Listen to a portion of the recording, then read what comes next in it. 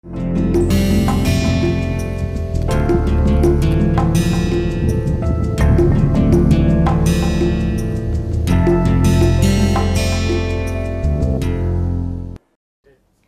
and welcome to our course Marketing Management Part 2. We are in week 2 and this is session 3. We are talking about Product Life Cycle Management. I am Shashi Shekhar Mishra and I have with me my senior colleague Professor Jayanta Chatterjee. Hello. We are from Department of Industrial and Management Engineering, IIT Kanpur. So, just to give you a recap of what we were discussing in couple of previous sessions, we started talking about new product development process, and then we started talking about how this new product development process has been conceptualized in this stage gate system, wherein the different stages of new product development process have been the different activities of similar type have been kept inside the stages of this stage gate system, and at the end of each of these stages you have a gate. Now, what happens at the end of each gate is that you have a predetermined criteria for evaluating what is the progress at each stage, and this is where the go or no go decision happens at the organization level. So, whatever is the progress of the probably activities in that stage, based on that the process moves further. Now, we have started talking about ideation and screening. Professor Chatterjee in the previous couple of sessions has talked in detail and in depth about ideation and screening. He has talked about the concept development and testing. Prototyping concept was also discussed, like so that you can come out or you can think of what is the next big idea, and then he started talking about evaluating those ideas from the customer benefits point of view and the seller benefits point of view. So, we have looked into the different parameters from the customer benefit side and firm side, and as we progress from the different stages of this stage gate system, you can see after basically this once you have tested your prototype design and then you are ready for a production, at the same time you will see that the concurrent activities are also started at this stage 6, where the design of marketing plan and launch is getting ready, and once this product is being readied for the market, it is launched and it goes through the different stages in its product life cycle. Every product basically is said to have a life cycle. When we say that a product has a life cycle, then what we mean is that that it goes through the certain stages in its life cycle. However, before I move into the PLC concept, I will just say you couple of things is that I will like to consolidate the learnings from the previous session, and as you can recall that it is suggested that when you basically progress in this NPD process, you fail early, or you can say that the larger number of the ideas or the better you work on your fuzzy front end, it is good for you, because the robust your work is at the earlier stages of new product development process, the chances of your success at the later stage or the launch stage is very high. Another point here is that as you proceed further, you will understand that in each stages there is a input of resources from the organization side, and mind it, it is not just financial resources, it is the important time of your some of the best people in the organization that goes into each of these ideas or the product that you want to pursue as an organization. And if you fail at the later stages, you can understand that as an organization you are incurring a huge cost, as well as you are losing probably some of the good opportunities, because when you choose something you also leave something. So, those are some of the important things that one has to keep in mind when he is going through this NPD process. And I think we should also highlight the importance of the recursive loop or the reiteration. That means up to this stage, that means we have a prototype design, we should have no hesitation to go back to the original drawing board or any of these stages. So, these are stage 1, 2, 3 and maybe stage 4. These are the 4 stages where we have the freedom, and it is much better, as you rightly pointed out, that this is the stage where we may fail or we may have some problem, and we should have no hesitation at that stage to abandon even abandon an original idea and completely revisit if required, because beyond this stage it becomes very costly if we have conceived the product wrongly. Yeah, because once you go into the production process, you have invested in the facilities, you have invested machines, in the plants, tools, plant technology. So, all those things are very costly investment from the organizational point of view, and if you fail there, then it is a lost opportunity, and to some organization it can cost that they go out of the business also. Now, so basically one must keep in mind that some of the ideas which you have talked about, that looking at the feasibility from the user need side, looking at the feasibility from the technology side, looking at the feasibility from the business case side. See, these are some of the important criteria that should be kept in mind, and then back and forth work if it is required, people should not hesitate, or the team should not hesitate during this process. So, we will move further from here and we will start talking about another important concept, which is product life cycle. And when we say that a product has a life cycle, what it means? It basically means, or it asserts, that a product has a limited life, whether it is a 6 months or a 6 year or a 60 years or probably a century. However, whatever is the number, that number is basically says that every product has a limited life cycle. Then basically the next thing is that sales of a product, when it is launched in the market, over the period of time it passes through the different stages, and each of these stages have their own challenges, have their own opportunities and problems for the seller, and basically because of the specific nature of the problem at the different stages, it is basically desirable that you deal with those opportunities, challenges and the problems in their specific context actually. Then, as you can understand, with these stages the profits also vary at the different stages of life cycles, and because of these things product require different functional strategies. So, you need adaptation in your functional strategies when you pass through the different stages of product life cycle.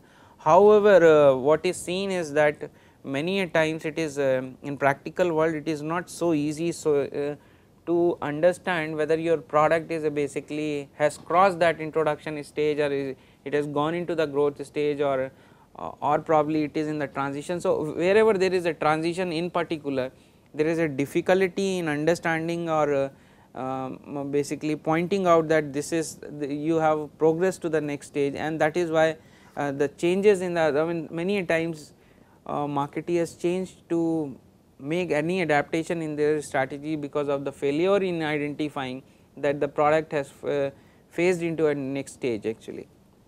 And I would like to point out, if we go back to the life cycle, that no, not this one, the PLC diagram. Okay. Yeah. So, yes, this is the next slide where the sales and the profits have been plotted over the point over the time, and you can see that sales has been shown in this first curve, which is in the form of a bell curve, or you can say sort of normal distribution curve, and there are 4 stages which are said to be present in any product life cycle. Though you will find out from the product to product, different product category, different industry, different region, the shape of the curve may vary a little bit, or it will change with the specificity of that product. But you will see that generally it is observed that a product will go through these 4 stages: introduction, growth, maturity and decline. And mind it, in the introduction stage you have this development stage also involved, and that is why when I plot this profit curve over the period of time, you will see that in this introduction stage your profits are on the negative side, because you have invested into the R&D for bringing up the product into the market, and then you have invested money in the communication program so that your customers and your channel partners know about the product, and you will also be basically putting money in creating the inventory, logistics, acquiring the distribution channels. All those things will be probably a very resource intensive in terms of the time, money as well as people. So, you will see that profits are on a lower side or the negative side, and company is not getting any revenue as till the point it is not come into the market and consumers start purchasing it. But once you start getting beyond a point, you will see that the profit goes into the next stage, that they become on the positive side. So, I think at this stage I would like to make 2 points. Maybe one of those points we can discuss in detail, that is you can see that this graph here is a concave graph, almost exponential.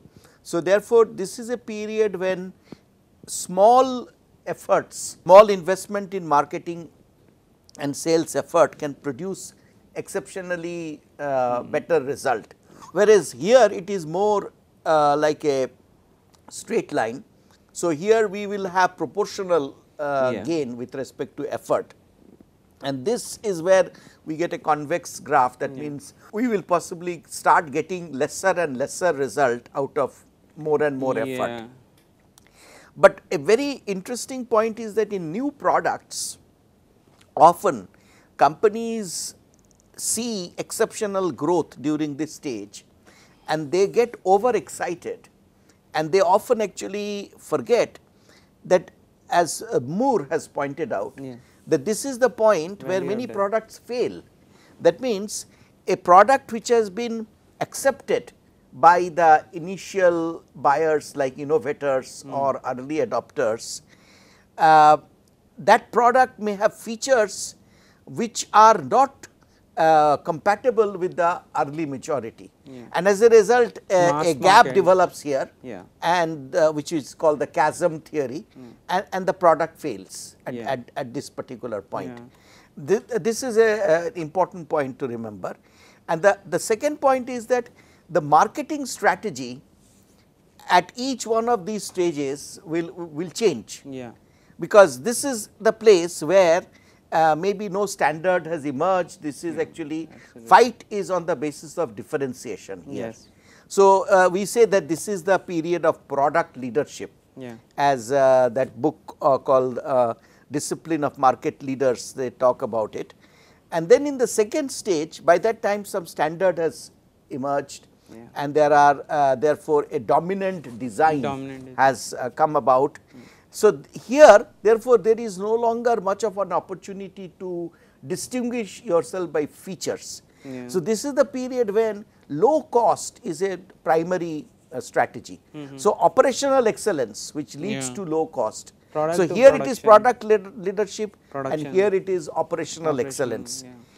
Whereas, at this stage where the market has saturated, you may have to discover niche markets at that stage. So, the focus strategy which Michael Porter talked about, or here we can say focus on individual customer or customer intimacy. So, the strategy goes from product leadership to operational excellence to customer focus and this customer intimacy oriented strategy. So, the marketing strategy emphasis will change, or even organizational strategy, as you rightly pointed out, that the functional strategies will evolve as the product evolves. So, we'll talk about all these specific adaptation in the marketing strategy over the different stages in couple of further slides, and in the session that we will continue next. So, when we will talk about product life cycle, however, this concept can be used to analyze a product category, as well as you can see it can be applied for a product form, it can be applied to a product as well as a brand. So, you can see the product category, another example could be IC engine based automotives, a product form could be 4-wheeler, a product could be a car, probably SUV, or probably a other form of a sedan or something. And then a brand could be a Maruti, you can talk about BMW or Volkswagen or any of the brands. So, you can see that the product life cycle concept can be applied across all these 4. This is also a very good example that you have given, that the category is fabric wash, then comes washing detergent, then comes liquid detergent, and then comes Godrej Easy. So, this inner nature of a particular new product That means a new product has to be thought of on this canvas. These are the dimensions on which it must be thought about. Yeah. If it creates basically a new product category, supposedly a new product comes out which creates a different way of washing your clothes, then probably or cleaning your clothes. Supposedly you come out with a new technological advancement where clothes are given a different kind of treatment from the light or heat or something, and that sanitizes the clothes. So it opens up basically as a new product category. Absolutely. Yeah. So the NPD, a new product development, if it is at this stage, then the marketing strategy will be very radical, very new. So whereas here it is just another brand within this liquid detergent category. So again here the marketing strategy will have to be different. Yes. Now another point I saw that you had fashion and fad, maybe you can talk about it. These are basically special type of product life cycle things like fashion and fad, like which is a very sharp rise. So and sharp depth. Yeah, sharp probably increment in the sales, and then suddenly it comes down also. Like summer fashion, it goes out of fashion as soon as summer is over. So there will be a sharp rise, and then there will be a it will disappear when winter comes. Yeah, and with fashion there is a thing like fashion fashion is a sort of cyclical. It will go back in, it will again come. So it is a cyclic in nature. Okay. Now first stage that comes in this product life cycle is this introduction stage. Now in the introduction stage, you have basically two choices in the sense like whether you are a pioneer or you are a follower.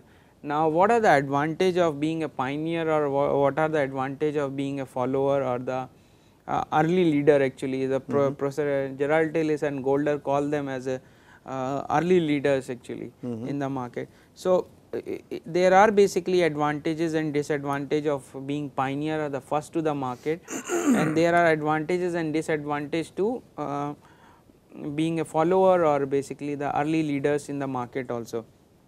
Now you will see that there is no conclusive evidence that which strategy is better, but we can characterize roughly like which of these two is better off. Now in terms of the introduction stage, first we need to understand what happens inside the introduction stage. So it takes time basically to roll out the product in the market, and you can see that when the product comes into the market, it initially has some of the technical problem. Any new product that comes out, generally you will observe that there are problems. We have discussed the case of this Tata Nano when it came in, or Marco Polo buses when they came into the Indian market. They had the issues, technical problems, and they had a repercussions on the brand image of the organization as well as the sales or the future of that product also. Then you will also see that generally new product comes out and new facilities are basically put up for creating that production of those new product, and then as you can understand that initial days of the initial time of this production or the operation is not streamlined. It takes a bit of time for the operations people to get those production processes streamlined. So you will also see that variability in the quality of the product at the initial stages, but it is very basically common thing that over a period of time all these problems can get sorted out. Yeah. And then the next thing is that fill dealers pipeline is another thing, that if you are launching the product the nationwide or probably to a bigger region, you will take some time to fill the dealers pipeline, and you have to ensure that when you say that your product has been launched and the customer comes to the place to purchase that product, it must be available. It must be available to the customer, otherwise the marketing effort will boomerang. Yeah, it will boomerang, because if the product fails at the trial stage, then it is probably a big disaster for the company. And the last thing that characterizes and which is very important, probably the most important, is gain from the customer acceptance. So customers basically slowly observe or come to notice about the product, and then they try it, and then they accept it, And the very importantly, the later stages, what becomes the most important thing is that they start talking about it, which you have talked about, that one of the important criteria, that whether the customer will talk about that new product idea to the other customers. Exactly, which will cause repeat purchase, repeat purchase as by well, the first purchases as well as and a recommendation based purchase from for others. So that basically helps your product to proceed or to diffuse in the market. So another thing which you will see in this introduction stage is, it is characterized by the low capacity utilization and high unit cost. So what happens is, when we basically come out with a product and we put a facility anywhere for production, we will see that the facilities are put to the maximum possible market potential. So if a basically plant has been put for a capacity of 5,000 ton for a washing detergent, but you will see that as soon as the product comes, the plant will not be running at that its full capacity, and what happens in that case is, your total fixed cost is there, okay, and now this fixed cost has to get divided over the unit cost, since the sales in the initial stages of the, I mean that introduction stages is ramping up. So your unit fixed cost is on a higher side, and because of that your total cost is also on the higher side, and because of this you will see that overall unit, I mean this stage is characterized by high unit cost. And this is an important point. Later on we can see that in pricing, if we actually fix our pricing based on this higher unit fixed cost, then we may actually artificially inflate the price, and we may actually fail. So it is very important to actually see what will be the longer term steady state volume, and based on that one should actually estimate the this unit fixed cost or overhead allocation, etc. So what you are talking about is, I have kept a little bit of discussion in product life cycle management about skimming versus penetration strategy also, that we will discuss in the next session. Very good. And the last point which is very important in this introduction stage is that you will see that in the introduction stage, company has to, generally it is observed that companies have to spend a lot of money in the promotional strategy, implementation of its promotional strategy, because you have to ensure that the customers notice about your product, and that informing potential consumers requires a lot of effort from the company side, and may require a lot of financial support also, in terms of the money that you put in advertising, you put into the different vehicles of the communication strategy.